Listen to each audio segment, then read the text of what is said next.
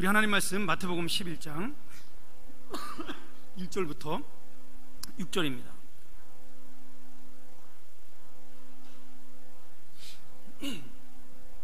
우리 한 절씩 교독하도록 하죠. 예수께서 12제자에게 명하시기를 마치시고 이에 저희 여러 동네에서 가르치시며 전도하시려고 거기를 떠나 가시니라. 요한이 옥에서 그리스도의 하신 일을 듣고 제자들을 보내어 예수께 여짜오되 오실 그이가 당신 이오니이까 우리가 다른 일을 기다리오리이까. 예수께서 대답하여 가라사대 너희가 가서 소경이 보며 앉은뱅이가 걸으며 문둥이가 깨끗함을 받으며 기모가 들으며 죽은 자가 살아나며 가난한 자에게 복음이 전파된다 하라. 누구든지 나를 인하여 실족하지 아니하는 자는 복이 있도다 하시니라. 아멘. 오늘 세례요한에 대한 하나님의 귀한 말씀이었습니다.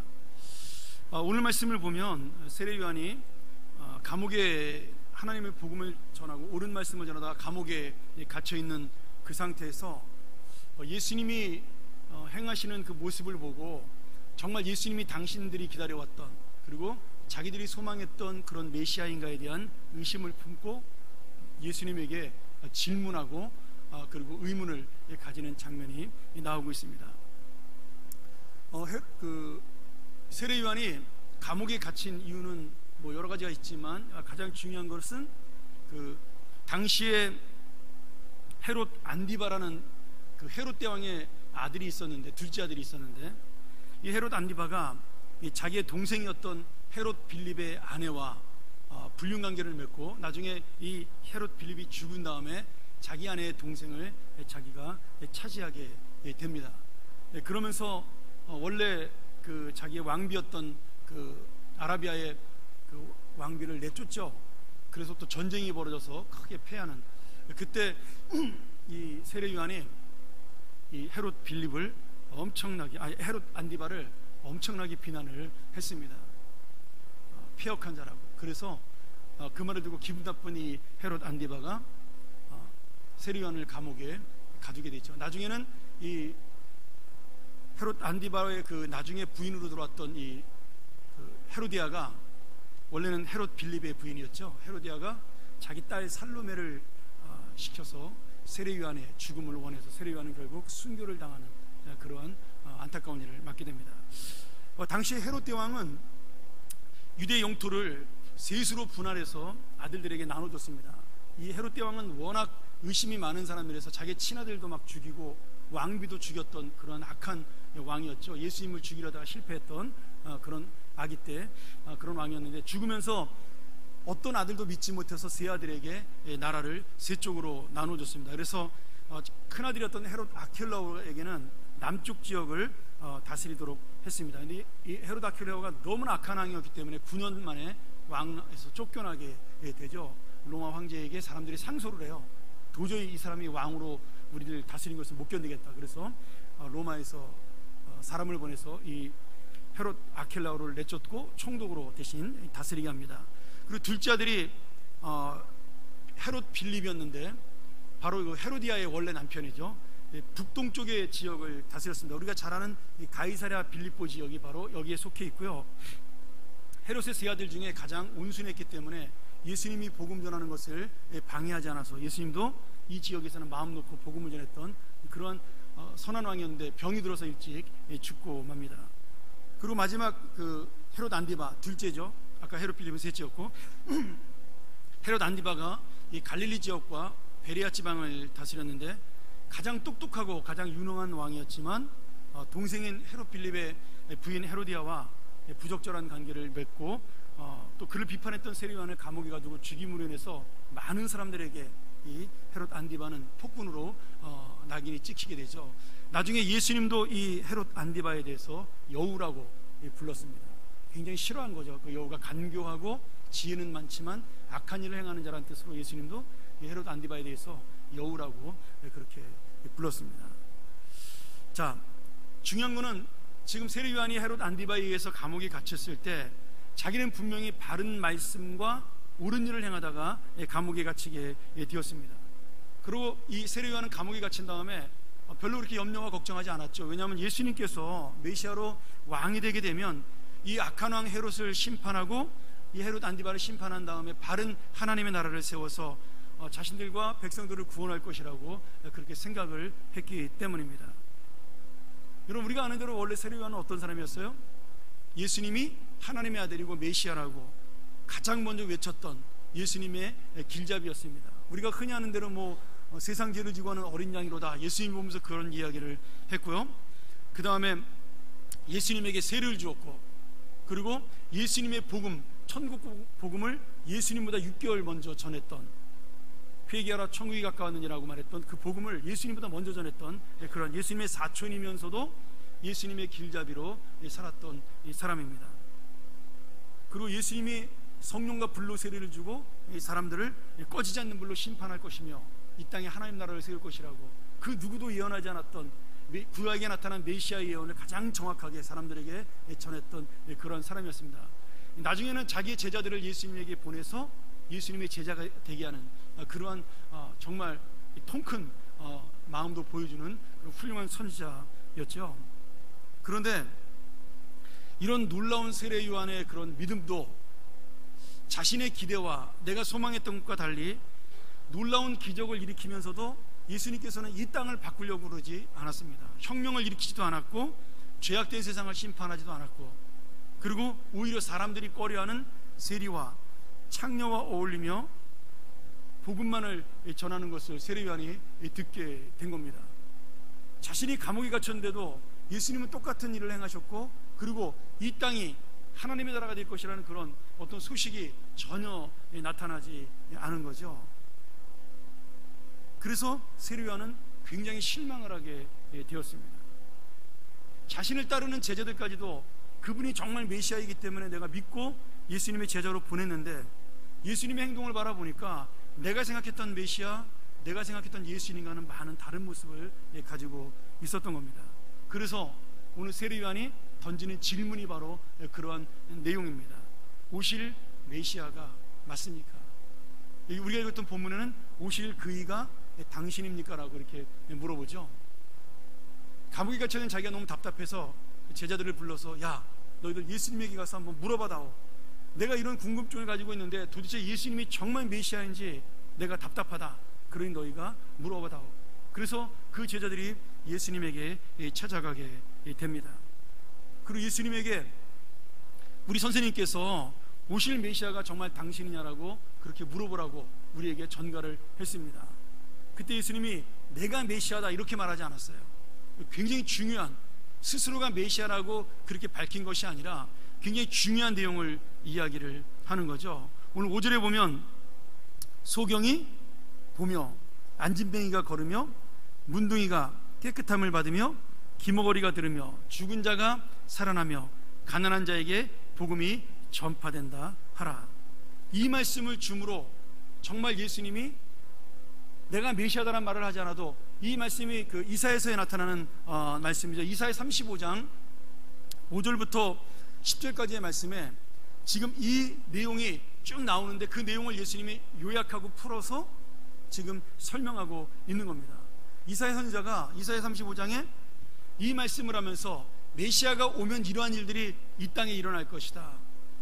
소경이 눈을 뜨게 되고 저는 자가 걷게 되고 또 기머거리가 귀가 열려 말을 하게 될 것이고 이런 놀라운 기적의 역사가 일어날 것이다. 그렇게 예언을 했고 예수님께서는 그 예언 그대로 풀이해서 그 세례요한의 제자들에게 설명을 한 것이죠. 그 말은 뭐예요? 내가 메시아라고 말하는 것보다 더 확실한 뭐로 지금 증거를 보이냐면 하나님의 말씀과 하나님의 약속으로 증거를 보여주고 있는 겁니다. 그러니까 지금 예수님께서는 사람의 힘으로 그 사람을 이해시키려고 하지 않았다라는 거예요. 자신이 어떤 설득력으로 세례 요한을 이해시키려고 한 것이 아니라 뭘로 지금 그 사람을 설득했다고요? 하나님의 약속의 말씀으로 예수님께서 설명을 했다라는 거예요. 이게 굉장히 중요한 거죠. 여러분, 제가 여러 번 그런 이야기를 금요기도 때 드렸지만 우리가 기도할 내용들, 우리가 갖고 있는 안타까운 기도의 소원들 사람들에게 구구절절히 설명해도요 사람들은 이해하지 못합니다. 아니, 이해하는 것처럼 보여도 우리에게 아무런 의미가 없습니다. 사실은 그렇죠. 누구에게만 이 이야기를 할 수 있는 거예요? 예수 그리스도에게 이야기할 때 그 문제가 해결이 되고 그 은혜가 우리에게 임할 수 있는 거죠.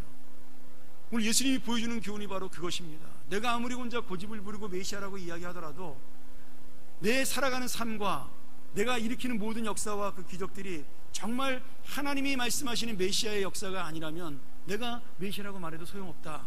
그러나 지금 너희들이 지금 내 앞에 일어나는 이 모든 일들을 봐라. 그러니 지금 소경이 눈을 뜨고 지금 벙어리가 말을 하고 저는 자가 걷게 되는 이 역사를 바라보면 분명히 주님의 말씀과 나의 역사를 비교해 볼 때 내가 메시아라는 사실이 확실하지 않겠느냐, 그렇게 지금 보여주고 있는 겁니다. 그러니 여러분, 우리에게 중요한 거는요, 사실은 하나님의 말씀이라는 겁니다. 복음이 우리를 증명하고 하나님의 말씀이 우리의 인생을 증명해 주는 겁니다. 내 변명이 증명해 주는 게 아니라요, 내 설득력 있는 말이 증명해 주는 게 아니라 하나님의 역사와 복음만이 우리를 증명해 주는 겁니다. 제가 설교를 하거나 아니면 어떤 강의를 할 때 항상 그런 고민을 할 때가 있습니다. 여러분, 설교나 강의는 준비도 잘해야 되지만 타고난 언변이 있어야 설득력이 있습니다. 그렇지 않습니까? 이거는 배워서 되는 게 아닌 것 같아요. 물론 훈련에서 조금은 가능하지만 설교를 잘한다거나 아니면 사람이 감동을 주는 언변을 할 수 있는 것, 뭐 목소리 이런 거는 70%쯤은 타고 나야 되는 거죠. 그래서 우리가 그런 말씀들을 전할 때 어떤 오류가 생기냐면 내가 말을 잘하기 때문에, 아니면 내가 감동적인 목소리를 가지고 있기 때문에, 내가 설득력이 있고 내가 카리스마가 있고 내가 권위가 있기 때문에 이 말이 저 사람들에게 더욱더 은혜가 되고 진리가 될 것이라고 착각을 할 수가 있습니다. 여러분, 절대 그렇지 않습니다. 잠시 잠깐은 그것으로 감동을 받고 설득력이 있는 것처럼 보이지만요, 그 안에 하나님의 복음과 하나님의 역사가 나타나지 않으면 생명력은 없습니다. 그래서 여러분들이 설교를 들을 때도 굉장히 주의해서 들으셔야 되는 겁니다. 그분의 감동적인 언변과 말재주, 그리고 달변의 그 재밌게 말하는 그것보다는 정말 그분의 말씀 속에 진리가 있는가, 하나님의 복음이 있는가를 우리가 고민하면서 들을 수 있어야 되는 거죠. 이런 얘기하면 꼭 그렇게 얘기하는 사람이 있어요. 자기가 설교 못하니까 꼭 저런 소리 하더라. 여러분, 맞습니다. 그렇지만 제가 말하는 것도 맞는 말씀입니다. 하나님이 분명히 우리에게 정말 중요한 것은 개인적인 목사님이나 설교자의 능력이 아니라 그 안에 정말 하나님의 복음이 담겨져 있어야 된다는 거죠. 여러분, 예수님이 세례 요한에게 그러한 하나님의 역사를 지금 전해주고 있다는 겁니다. 오늘 여러분도 여러분 마음속에 있는 토로를 내가 사람에게 설득력 있게 전하는 것이 아니라 하나님에게 기도함으로 해답받는 오늘 되시기를 주의 이름으로 축원합니다. 제가 또 하나만 더 말씀을 드리죠. 제가 이 본문을 보면서 또 하나 더 큰 은혜를 받았는데, 이게 뭐냐면 나도 역시 세례 요한의 마음을 이해할 수 있다라는 겁니다. 내가 정말 믿음으로 원하는 주님의 은혜가 있고 주님의 능력이 있고, 그리고 내 마음속에 주님을 향한 소원들이 있는데, 그리고 그것이 내 욕심이 아님에도 불구하고 이루어지지 않을 때 우리도 실망할 수가 있습니다. 여기에 정말 중요한 기도의 문제가 있는 거죠.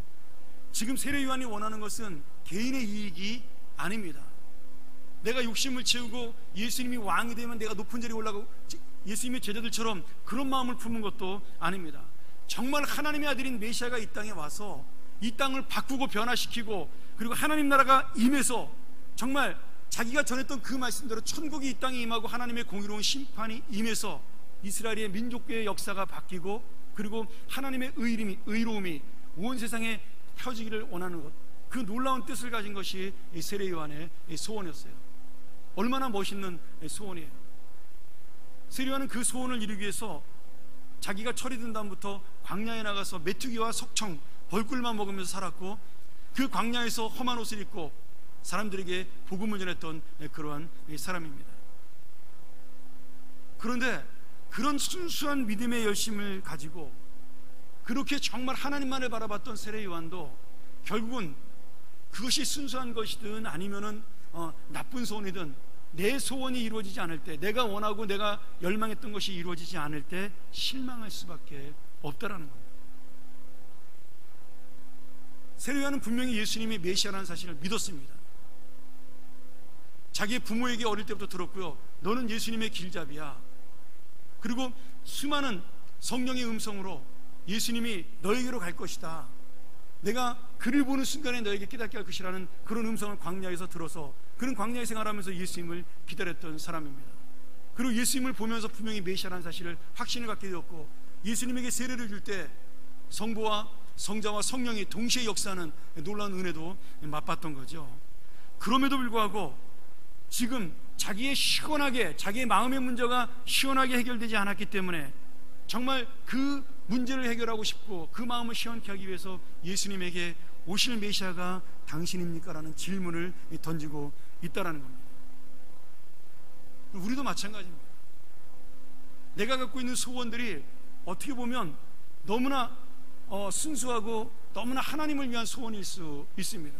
뭐 개인적인 기도의 제목도 많이 있겠지만, 내가 아프다거나 아니면 자녀의 문제라든지 아니면 직장의 문제라든지 여러 가지 개인적인 사정을 가지고 기도하는 그러한 기도의 제목도 있지만, 우리가 하는 기도 중에는 이 나라와 이 민족을 위해서, 그리고 또 우리의 교회를 위해서, 또 내 사랑하는 형제와 자매의 회복을 위해서 여러 가지로 기도하는 그런 내용들이 참 많이 있습니다.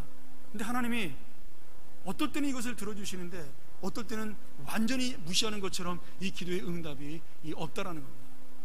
여러분, 이 문제는요, 저도 목회를 하면서 하나님에게 많이 질문을 던지고 실망했던 그런 내용들이 담겨져 있습니다.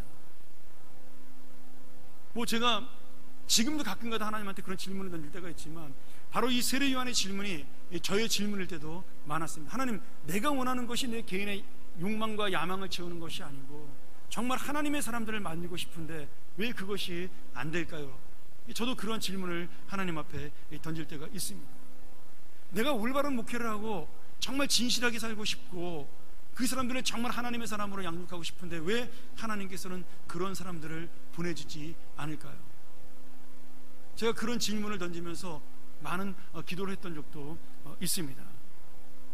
근데 여러분, 정말 이 세례 요한의 실망이 우리의 실망일 수도 있고요, 내 기대가 무너지는 것이 바로 지금 세례 요한의 기대가 무너지는 것처럼 의심의 순간이 될 수도 있습니다. 근데 중요한 것은 우리 역시 세례 요한처럼 내가 원하는 소원이, 내가 생각했던 모든 옳은 것들이 주님의 생각보다 너무 작기 때문에 내가 주님의 뜻을 이해 못하고 주님의 그 역사를 이해 못하는 것이지, 주님은 여전히 우리의 기도를 들으시고 우리와 함께 주시는 겁니다. 여러분, 내 때에 이루어지지 않아도 상관이 없다라는 거예요. 제가 한 번은 이렇게 기도하는데 하나님이 그런 생각을 주시더라고요. 야, 주님을 위해서 죽은 수많은 사람들, 정말 주님 때문에 복음을 들고 죽었던 수많은 사람들의 그 기도는 응답이 되었느냐? 한 번은 그런 저한테 질문을 던지시더라고요. 여러분, 그렇지 않습니까? 정말 예수님만을 위해 살았고 주님만을 위해 목숨을 바쳤던 사람들의 소원을, 그 사람들의 소원은 무엇이었을까요? 하나님, 이 환난과 이 시련이 우리를 빨리 지나가도록 도와주시옵소서. 아마 로마 시대 때 수많은 사람들이 그런 기도를 했을 겁니다. 장장 몇 년을요? 300년을 넘게 그 기도를 했습니다. 근데 로마의 압제와 로마의 핍박은 300년 동안 계속됐죠. 그 300년 동안 수많은 기독교인들이 죽었고 배교했고, 그리고 지하로 숨어 들어가 카타콤이라는 그 무덤의 교회를 만들었고, 그리고 정말 예수 믿으면 그 집안이 끝장나는 그런 삶 속에 300년을 지금 기독교인들은 살아왔습니다. 그들은 수도 없는 기도를 드렸고 그 지하 그 무덤에서 예배를 드리며 예수 그리스도가 재림하게 해달라고 엄청난 기도를 드렸습니다. 사실은 우리가 보고 있는 데살로니가 전후서라든지 베드로 전후서도요, 그 글을 썼던 사도 바울이나 베드로조차도 자기들이 살아있는 동안 예수님이 오시는 줄로 생각을 하고 있을 정도였어요.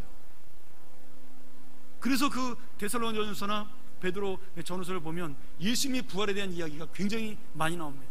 재림에 대한 이야기가 굉장히 많이 나와요.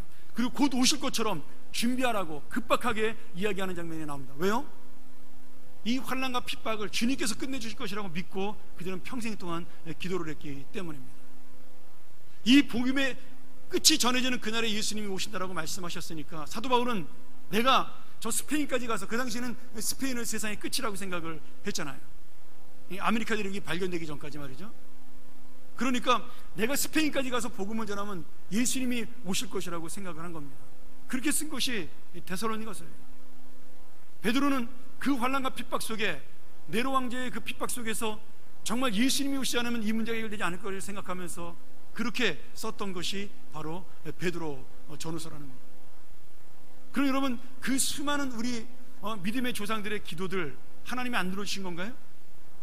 그들은 그냥 그렇게 기도하다가 응답받지 못하고 감옥에서 죽고 사자밥이 되기도 하고 창칼에 찔려 죽기도 하고 십자가 달려 죽기도 하고 화형당하기도 하면서 수도 없이 많은 사람들이 자신의 기도에 응답받지 못하고 죽어 갔다라는 거예요.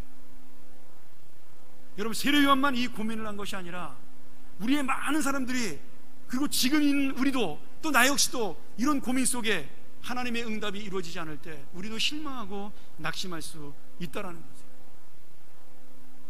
여러분, 그런데 어느 순간에 313년이 되었을 때 하나님께서는 이스라엘 백성에게 정말 놀라운 역사로 로마의 황제인 콘스탄틴을 시켜서 이 땅에 기독교가 전파될 수 있도록 자유를 주시게 됩니다.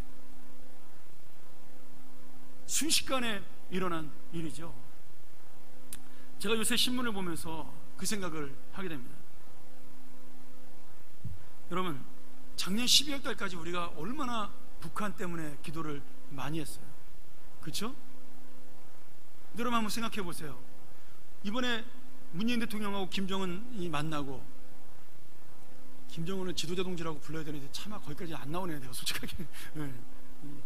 지도자끼리 만나는 건데. 그리고 그 트럼프 대통령을 또 4월 달에 만난다 그러잖아요. 그럼 이거 누구의 응답이죠? 여러분, 생각해 보세요. 우리가 그동안 기도했던 거에 대한 응답일 수가 있습니다. 물론 회담 결과가 어떨지는 잘 모르겠어요. 근데 여러분, 그런 생각 안 해보셨어요? 우리가 그렇게 기도했더니 하나님이 이 역사를 이루셨다. 저는 확신이 드는데요. 그런 확신이. 여러분, 김정은이 갑자기 이렇게 훅 하고 평화회담하자고 들어올 줄 아무도 상상하지 못했습니다. 지난번에 동계올림픽 그때 그 김정은 동생이 와가지고 우리나라 그 대통령하고 지도자를 만나면서 단독 지도자 회담을 갖자고 얘기한 그 얘기를 했을 때 가장 놀란 사람이 누구냐면 트럼프였어요. 미국이었습니다. 그래서 그때 우리나라 어떤 그 부통령 펜스가 당황을 해가지고 그 김정은 여동생을 만나서 이야기를 해야 되는데 백악관에서 정부 지침이 하달이 되지 않으니까 그날 인사도 안 하고 그냥 갔어요. 왜? 여러분, 외교상에서는 그런 일은 없습니다. 형적으로 만나서라도 어떤 이야기를 해야 되잖아요. 근데 갑자기 그렇게 평화회담 하자 그러니까 이쪽에서 전혀 준비가 안 돼 있으니까 이야기도 안 하고 그냥 돌아갔습니다. 자기 숙소로. 그리고 그 다음날 아침인가요? 미국으로 돌아가기 전에 발표했잖아요. 우리는 이 평화회담을 지지한다, 이렇게. 여러분, 사람은 전혀 예상하지 못하고 상상도 못하는데 하나님의 역사는 이렇게 갑자기 일어날 수가 있는 겁니다. 저는 수많은 사람들이 기도했던 우리 그리스도인들이 이 나라와 평화와 그리고 이 나라의 그 하나님의 그 역사가 이루어지기 위해서 기도했던 그 기도가 저는 응답된 것이라고 믿습니다. 아멘 안 하시나요? 그리고 만약에 김정은이 와서 우리 종전협정하자, 지금은 휴전이잖아요. 여러분, 휴전은 전쟁이 끝난 게 아닙니다. 아직도 우리는 북한하고 전쟁 상태로 있는 거죠. 전쟁을 잠깐 쉰 거예요. 뭐 지금 그 저쪽에 중동 지방이나 아프리카 지방에서 내전이 일어났다가 이번 주일날 한 번만 쉬자, 뭐 이런 식으로 하루 정도 쉬었다가 다시 전쟁하거든요. 그런 휴전하고 똑같은 겁니다. 우리는 지금 그 휴전을 50년 동안 하고 있는 거죠. 그래서 만약 김정은이 와서 종전협정을 하자, 전쟁 끝나는 협정을 하고 평화협정하자, 내가 핵무기 전부 다 없애버리겠다, 그러면 뭐 정말 누구 말 맞다나 지금 대통령 뭐 노벨상 탈 수도 있겠죠. 노벨 평화상을. 뭐 평화상 타는 거 하나도 중요한 게 아니라 하나님의 역사가 어떻게 흘러갈지 모른다라는 겁니다. 또 어쩌면 그 회담이 깨져가지고 더 긴장 상태로 갈지도 모르는 거죠. 우리는 아무도 장담할 수 없지만 그러나 이 땅의 역사를 주관하시는 분은 결국 하나님이시라는 거예요. 하나님의 역사가 이 땅을 움직이고 있다라는 겁니다. 어떨 때는 그것이 10년, 50년, 100년, 300년, 1000년을 넘어서는 역사고요. 어떤 때는 그 역사가 한 달, 두 달, 아니면 오늘 당장 이루어질 수도 있는 하나님의 역사라는 거죠. 그러니 우리가 하나님의 뜻을 어떻게 이해하겠어요? 당장 우리 앞에 일어나는 이 국가의 일, 이 하나님의 응답도 우리가 지금 이해 못하고 당황하고 있는데, 하나님이 우리의 모든 소원을 다 들어줘 버리면 여러분, 우리는 기쁜 것이 아니라 충격을 받을 겁니다. 그렇지 않겠어요? 그 역사가 뭐예요? 성전 미문에 있는 안진뱅이를 고쳤을 때의 역사예요, 여러분. 성전 미문의 안진뱅이는 베드로와 요한이 내가 너에게 무엇을 주기를 원하느냐 그랬을 때 그 안진뱅이 거지가 원했던 건 뭐예요? 내 몸을 고쳐주세요가 아니에요, 여러분. 그건 상상할 수 없는 기적 같은 일이니까 그냥 동전 한 입을 원했어요. 근데 베드로와 요한이 기도하러 왔으니까 동전을 안 갖고 온 거겠죠? 그래서 뭐라 그래요? 은과 금은 내게 없거니와 내게 있는 것으로 내게 주노니 나사렛 예수 그리스도 이름으로 일어나라 했을 때 그 거지가 일어나고 회복하게 되었습니다. 여러분, 그 안진뱅이 장애인 거지는요, 내가 평생에 일어날 수 있을 것이라고 상상도 못했습니다. 그러니까 그 성전 미문, 다시 말하면 그 영어로 말하면 뷰티풀 게이트잖아요. 아름다운 문에 평생 동안 아름답지 못한 모습으로 앉아 있었는데, 그는 예수 그리스도의 능력 하나로 아름다운 인생을 되찾게 된 겁니다. 그 성전 미문, 다시 말하면 아름다운 문보다 더 아름다운 하나님의 새로운 인생이 거기서 태어나게 된 거죠. 여러분, 왜 하필이면 아름다운 문 앞에서 이 기적이 일어난 날을 우리가 잘 생각을 하셔야 되는 거예요. 그 아름다운 문보다 하나님은 아름다운 생명이 더 중요했다라는 것을 보여주기 위한 겁니다. 그럼 그게 바로 하나님의 역사라는 겁니다. 그게 바로 하나님의 은혜라는 거예요. 우리는 상상할 수 없지만 하나님은 그런 은혜와 응답으로 우리에게 주신다는 겁니다. 사랑하는 여러분, 정말 우리도 세례요한처럼 나의 주님이 맞냐고, 나를 사랑하는 그분이 맞냐고 외칠 때가 있습니다. 괜찮아요. 그렇게 기도하세요. 누구한테 그렇게 기도하겠어요? 주님에게 그렇게 기도하면요, 오늘 예수 그리스도가 주셨던 그 복음처럼 우리에게 하나님은 말씀의 약속으로 찾아와 주시는 겁니다. 오늘 내가 아무리 기도해도 이루어지지 않기에 답답한 마음으로, 아니면 이 속상한 마음을 가지고 하나님 앞에 나왔다면, 여러분, 그것이야말로 더 좋은 하나님의 은혜를 만날 수 있는 기회라는 겁니다. 예수님은 그 기회를 기다리신 거죠. 우리가 그렇게 나오기를 기다리신 겁니다. 왜? 하나님의 약속으로 우리에게 주실 말씀이 있기 때문입니다. 나는 상상할 수 없지만 더 크고 더 놀라운 은혜로 우리에게 주시기로 결정을 해 놓으신 겁니다. 사랑하는 여러분, 주님은 여전히 지금도 우리의 주님이시고요, 주님은 우리보다 크시고 놀라우시고 상상할 수 없는 응답과 역사로 우리의 인생 속에 함께 주실 것입니다. 세례요한은 이스라엘의 왕과 이스라엘을 회복할 메시아를 원했지만, 주님은 온 우주의 왕이 되었고 내가 원하는 것보다 더 컸던 온 생명을 구원하는 놀라운 역사에 주님이 우리에게 되어 주셨다는 겁니다. 그래서 예수님이 마지막에 뭐라고 말씀하시죠? 우리 6절에 한번 같이 한번 읽어볼까요? 자, 6절, 자, 시작. 누구든지 나를 인하여 실족하지 아니하는 자는 복이 있도다 하시니라. 여러분, 누가 실족하지 않아요? 이 복음을 믿는 자가 실족하지 않는 겁니다. 이 은혜를 깨닫는 자가 넘어지지 않는 거예요. 여러분, 이 은혜를 모르고 이 약속을 모르는 자는요, 예수님을 눈앞에 두고도 넘어집니다. 예수님을 매일 보면서도 그는 쓰러집니다. 오늘 세례요한이 자기가 예수님을 전했음에도 쓰러질 수밖에 없었던 그 인간의 약한 마음을 가지고 주님 앞에 나온 것처럼 우리도 오늘 주님 앞에 나오기를 소원합니다. 그리고 그 예수님의 말씀을 듣고 순교의 시간에도 담담했고, 그리고 주님의 그 믿음으로 끝까지 자기의 신앙을 지켰던 세례요한이 된 것처럼 이 메시아 되신 확실한 약속의 말씀을 듣고 다시는 의심하지 아니하고 나의 생명을 주님 앞에 드렸던 세례요한이 된 것처럼 오늘 한 번도 실족하지 않으며 그 주님을 믿고 소망으로 나아가는 우리 귀한 주님의 자녀들, 우리 사랑하는 평안교회 식구들이 되기를 주의 이름으로 간절히 축원합니다. 우리 같이 한번 이 시간 기도하기를 원합니다.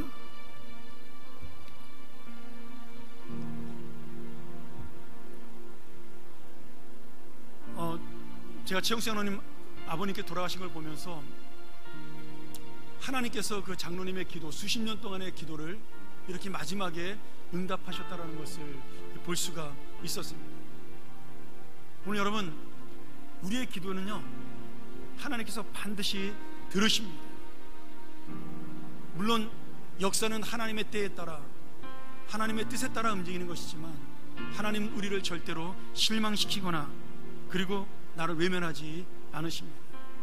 오늘 예수님이 구약의 이사야 선지자의 말씀대로 내가 저는 자를 일으키겠다, 눈먼 자의 눈을 뜨게 해주겠다, 그리고 입이 닫힌 자의 입을 열어주고 길을 열어주겠다라고 약속하신 그 약속이 오늘 우리에게 있습니다. 너무나 힘들고 어려워서 내 마음이 막혀있다면 그 막힌 가슴을 시원케 해줄 것이고요, 내가 너무나 힘들고 어려워서 입을 떼기도 어려울 만큼 답답한 그러한 내 인생이라면 하나님께서는 시원하게 여러분의 입을 열어 주님 앞에 기도할 수 있는 은혜를 주실 것입니다.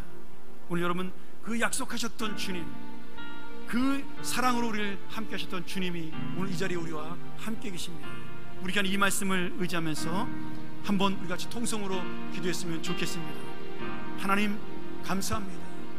나를 사랑하시니 감사하고 나를 지키시니 감사하고 신실한 약속으로 함께 하시니 감사합니다. 오늘 아직은 내가 원하는 것이 이루어지지 않았다 할지라도 내가 여전히 주님의 신실하심을 믿고 은혜를 기다리오니 이 시간 나와 함께하여 주시옵소서. 이 시간 같이 한번 통성으로 주님 앞에 기도합니다. 기도하겠습니다. 하나님